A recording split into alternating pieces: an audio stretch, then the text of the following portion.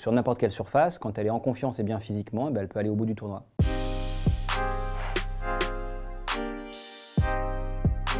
Cette année 2022, on a eu clairement une saison en 2 parties pour Caroline Garcia, qui a commencé l'année en dehors du top 50, qui avait quand même beaucoup de mal à obtenir de gros résultats, qui par moments jouait des bons matchs, mais qui était gênée par notamment une blessure au pied qui l'a accompagnée pendant de longs mois et qui l'empêchait de s'entraîner à fond. Et puis il y a une bascule qui s'est faite à partir du mois de mai, du mois de juin. Il y a eu un événement qui a été important pour le moral, ça a été la victoire en double à Roland-Garros avec Kristina Mladenovic. Et puis dans la foulée, surtout le plus important, la tête allait bien, mais surtout le corps allait mieux. Et elle a pu commencer à vraiment travailler physiquement et à se sentir à 100%. Et à partir de là, on a eu une autre Caroline Garcia et tout son jeu a commencé à se mettre en place et elle a fait un deuxième semestre fabuleux.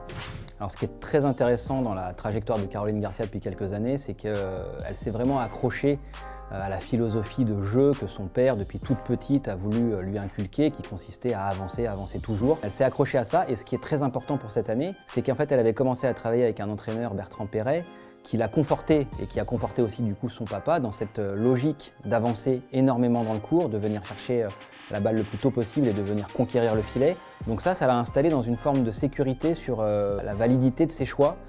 Et donc au début ça ne marchait pas très bien parce qu'il y avait ses problèmes physiques, mais à partir du moment où elle a été à 100% et elle a pu vraiment exprimer son jeu, tout s'est mis en place avec encore une fois cette logique de ne pas laisser respirer l'adversaire, de la mettre sous pression et d'avoir elle les clés du match à chaque fois, parce que c'est elle qui prenait l'initiative. Caroline Garcia, c'est pas seulement une cogneuse qui gagnerait sur surface rapide. Ces 4 titres, en fait, elle les gagne dans les 4 contextes possibles, c'est-à-dire terre battue, gazon, dur extérieur et dur indoor pour finir au Masters. Quand elle sert bien et qu'elle met une pression monstrueuse au retour en entrant dans le court de 2 mètres pour que la seconde balle adverse soit vraiment mise sous pression, ça paye partout. Et ça, c'est parce que sa technique est très complète.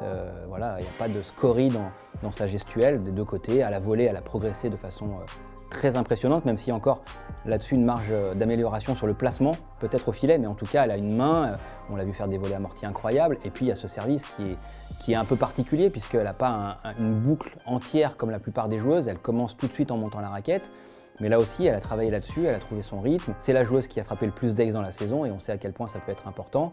Tout ça mis bout à bout fait que sur n'importe quelle surface, quand elle est en confiance et bien physiquement, elle peut aller au bout du tournoi. Personne, en apprenant que son entraîneur quittait le staff juste avant le Masters, ne se disait que Caroline Garcia allait bien sûr profiter de l'occasion pour remporter le titre.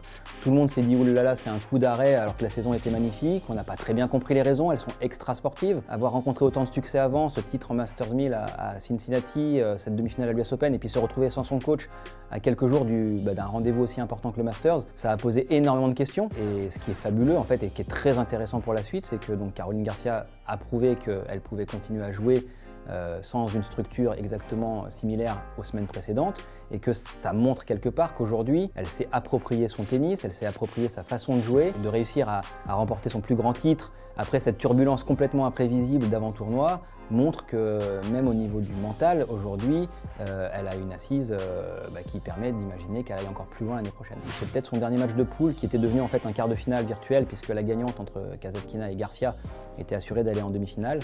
Et sur ce match, elle a été rattrapée, elle l'a reconnu elle-même, par la panique. Elle a fait une crise de panique parce qu'en fait, elle a douté de sa faculté à tenir le coup physiquement. Et donc, à un moment donné, elle a fait énormément de fautes, les jeux ont défilé. Et là, on s'est dit, tiens, est-ce qu'elle est en train de se trouer et de finir l'année sur une note qui va jeter un petit voile sur les 6 derniers mois. Et en fait, là, il s'est passé un truc, elle a réussi à passer au-delà de sa peur et à reprendre le dessus très nettement sur la fin. Cette confiance peut-être qu'elle pourra garder de ce match-là en particulier devrait compter double en 2023. Là, elle finit 2022 à la 4e place mondiale, elle égale son record qui datait de 2018. Ce qui est hyper intéressant pour elle, c'est que comme son début d'année a été très moyen, elle va pouvoir, si tout se passe bien, fondre sur en tout cas la 3e et la 2e mondiale. La première place mondiale, c'est encore autre chose parce que Iga Swiatek a une avance phénoménale. Mais Caroline Garcia, avec le second semestre qu'elle a fait, où elle a été plus performante, ça ce sont les points WTA qui le disent, que Swiatek, si elle fait un premier semestre à la hauteur, à un moment donné, il ne faut pas s'interdire de rêver à la fois à des titres en Grand Chelem et pourquoi pas à une lutte pour le trône mondial.